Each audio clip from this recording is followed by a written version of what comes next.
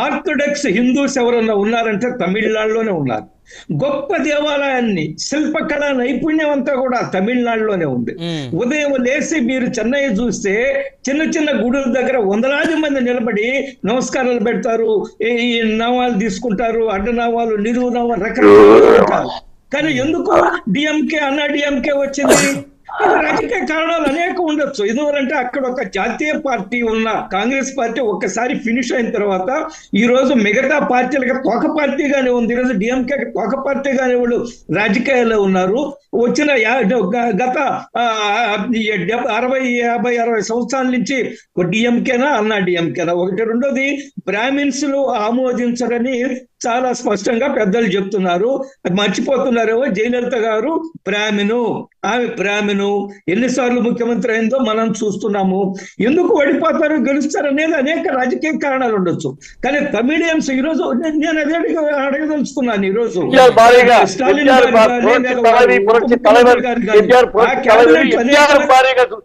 ఆవిడ బ్రాహ్మణిగా ఇంకొకగా చూడాల, లేకపోతే తెలుగు ఆవిడ, కన్నడ ఆవిడ అన్ని ఉన్నాయి.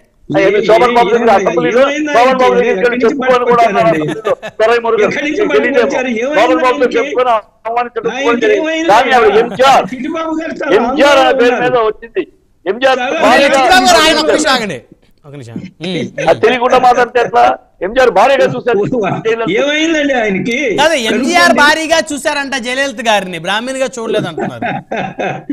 బ్రాహ్మణ్ గారు కాదు, ఎవరు కాదు, ఎంజిఆర్ భారీగా తెలుసుకుని తమిళనాడు కూడా సగం తెలిసి కూడా మీరు మాట్లాడితే ఎలా ఉంటాం? What non sense. నేనేమంటున్నా అంటే బ్రాహ్మణ్ అన్న విషయానికి వచ్చినప్పుడు జయలలిత గారు బ్రాహ్మణ్ అని చెప్తున్నాను. ఈ రోజు స్టాలిన్ క్యాబినెట్ లో అనేక మంది, మీరు చాలా మంది మంత్రులు గమనించండి, బొట్లు పెద్ద పెద్ద బొట్లు పెట్టుకుంటారు. స్టాలిన్ భార్య అనేక దేవాలయాలకి తమిళనాడులోనే వెళ్తుంది.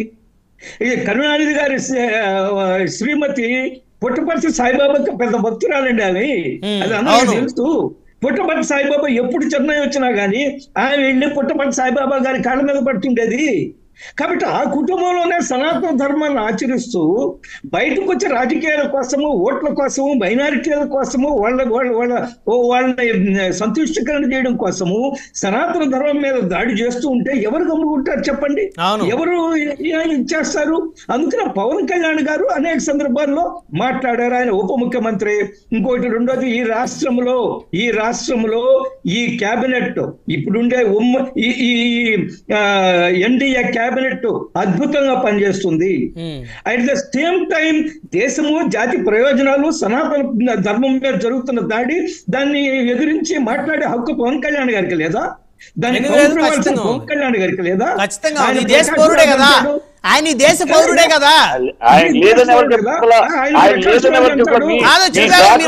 పక్క రాష్ట్రాలతో ఏం పని అన్నారు కదా. అది లేదని చెప్పట్లా ఉంది.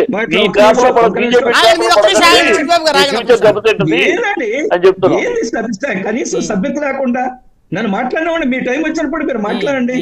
నేనేమంటున్నా అంటే ప్రకాష్ రాజ్ గారు జస్ట్ ఆస్కింగ్ అంటున్నారు. నేను ఈ లైవ్ లో చెప్తున్నాను, mister Prakash Raj just shut up.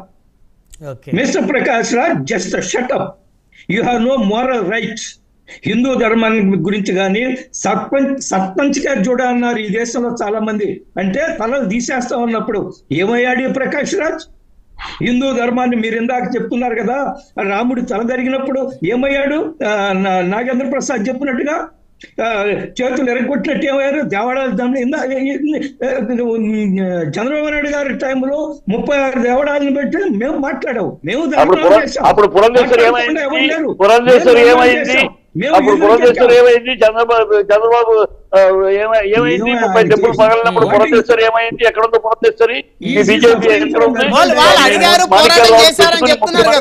మంత్రిగా ఆయన పెట్టుకునే, ఆయన పక్కన పెట్టుకుని కూర్చారా చంద్రబాబు?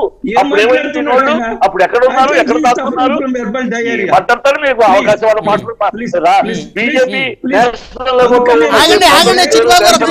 నాయకత్వం ఇక్కడ